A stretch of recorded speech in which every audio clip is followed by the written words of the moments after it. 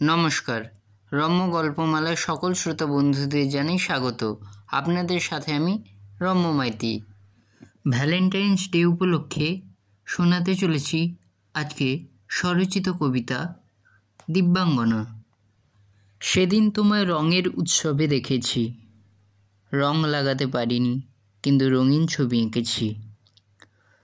সবার মতে তুমি কুমারী, কেউ বলে ব্রাহ্মণী, কিন্তু তোমায় আমি দিব্যাঙ্গনা নামে চিনি। তোমার আমার মিল কোথায় জানো? আমি চিনি রং, তুমি সুন্দরকে চেনো। আমি চিনি ভালোবাসার আদমকে। দেবতার অঙ্গনে বসে তুমি কি দেখনি মানবকে?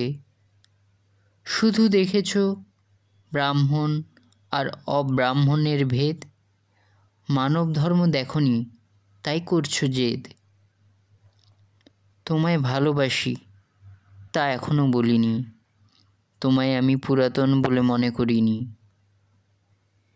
এই বেড়াজাল থেকে বেরিয়ে এসো তুমি, সেই স্বপ্নকে আমি বারে বারে চুমি। দিব্যাঙ্গনা, তোমায় আমার জানা, কখনো শান্ত চোখে আমার পানে, কখনো স্নিগ্ধ স্বরের আহ্বানে। কেমন লাগলো আজকের এই কবিতা? কমেন্ট বক্সে অবশ্যই লিখে জানান। কবিতাটি ভালো লাগলে লাইক এবং শেয়ার করতে ভুলবেন না।